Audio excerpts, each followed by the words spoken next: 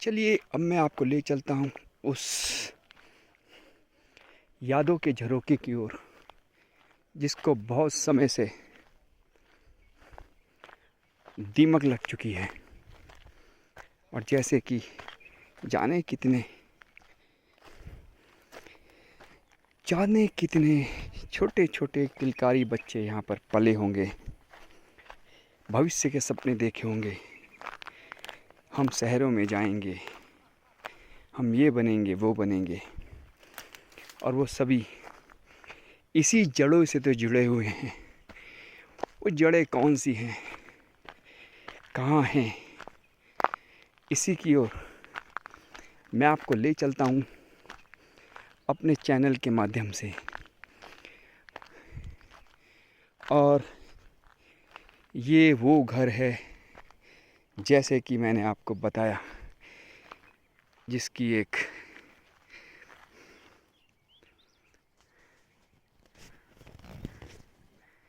एक बहुत बड़ा इतिहास रहा है। कहने के लिए तो ये भी एक मान्यता है कि कभी ये घर इस एरिया का सबसे बड़ा घर हुआ करता था। और आप देख सकते हो ये खंडर में तब्दील हो गया है। तो जाने कितनी किलकारियाँ इसके आंगन में बसी होंगी, क्या वो दबी होंगी? ये तो खैर क्वेश्चन का विषय है कि वो किलकारियाँ कितनी दबी होंगी, क्योंकि अब तो इस घर में जाने के लिए भी जैसे कि मैं देख सकता हूँ कितनी झाड़ियाँ उगाई हैं।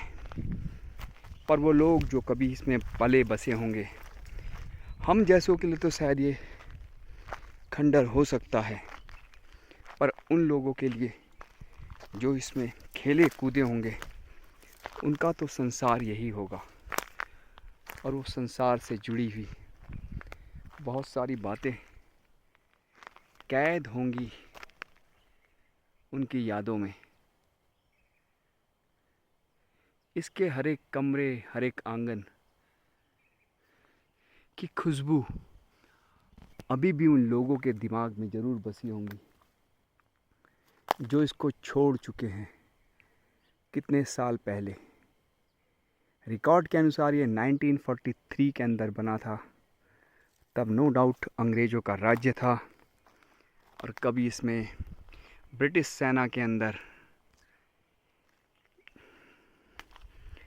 ठाकुर साहब करके एक सूबेदार जी, उनका एक घर था। और कभी उनकी एक रौबीला, उनका एक व्यक्तित्व था, और इसी के कारण उन्होंने इस गांव के अंदर इस सबसे बड़ा 2 मंजिला घर बनाया था। कहने के लिए तो खैर शहरों में अब ये एक आम बात हो सकती है, या वो लोग हो सकता है इस चीज़ पर हंसे भी कि ये तो एक कबाड़ है। पर वो शायद नहीं जानते, जो विरासतें होती हैं वो कबाड़ नहीं होती, एक धरोहर है जिसकी कीमत को नापना बहुत मुश्किल है। क्योंकि इस धरोहर को नापना बहुत मुश्किल है, क्योंकि यादों को समेटना ही बहुत मुश्किल होता है। यादों को दोबारा से रिवाइव किया जाए तो शायद वो संवेदनशील हो जाती हैं, और उस संवेदनशीलता के में ही पता नहीं कितनी सारी इतिहास जो छुपे होते हैं वो वापस निकल आते हैं, और जो इनको संजो कर रखता है शायद वही एक इतिहास बन जाता है। और इसी इतिहास को मैं दोबारा से रिवाइव करा रहा हूँ इस खंडरनुमा घर में। जाने कितने बच्चे इसमें पढ़ते होंगे, कितनी शरारतें किया करते होंगे। अब तो चलिए देखते हैं, कहीं से तो एक छोर मिलेगा इसमें चलने के लिए। यकीनन एक छोर तो मिला चलने के लिए। देखते हैं कितना कामयाब होते हैं हम इसमें चलने के लिए। कुछ कांटेदार वृक्ष, यहाँ पे हर्ब, श्रब, इसमें से गुजरते हुए हम जा रहे हैं।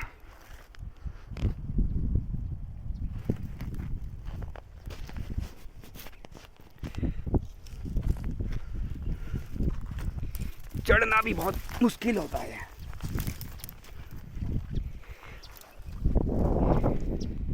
खंडर नुमा है ये इमारतें, बहुत कुछ बयां करती हैं। क्या कहती हैं ये तो खैर हम नहीं जानते, इसमें रहने वाले ही लोग जानते होंगे। तो जितना हो सकता है हम कोशिश करेंगे बताने के लिए।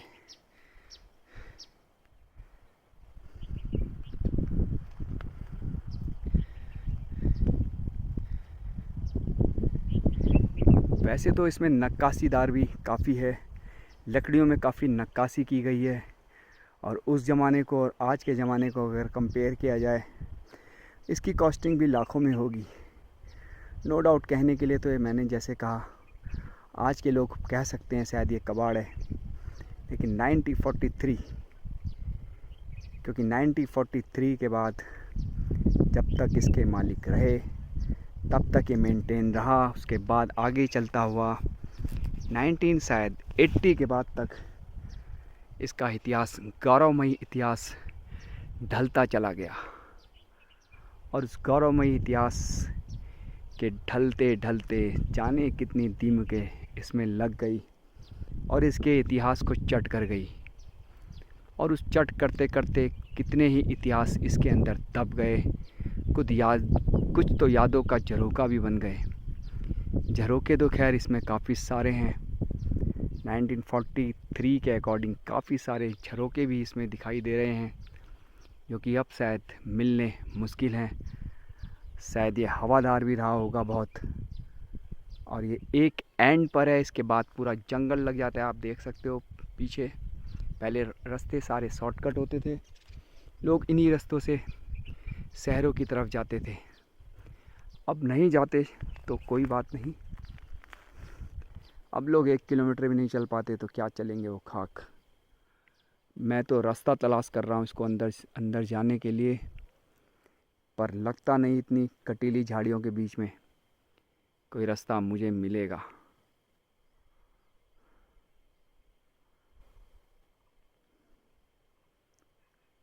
और अगर कहते हैं कि हेरिटेज, जो विरासती चीज़ें होती हैं बड़ी महंगी होती हैं, तो शायद ये क्वेश्चन हो सकता है कि अगर ये एक हेरिटेज के अंदर आती है तो शायद इसकी लकड़ियाँ भी महंगी बिकती होंगी।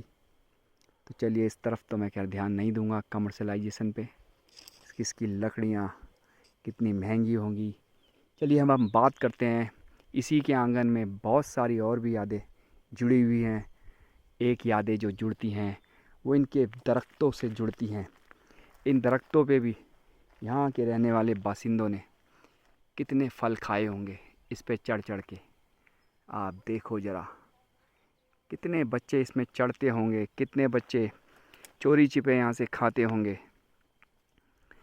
और ये भी वक्त के साथ साथ ढल गया है, सूख गया है। इसमें भी जाने कितने सूक्ष्म जीवी बसे होंगे, इतिहास तो उनका भी रहा होगा।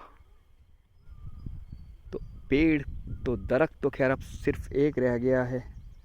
ज़माने के साथ कितने दरख्त इस आंगन में रहे होंगे, इसकी बाउंड्री में रहे होंगे, ये भी अब एक क्वेश्चन मार्क बन गया है।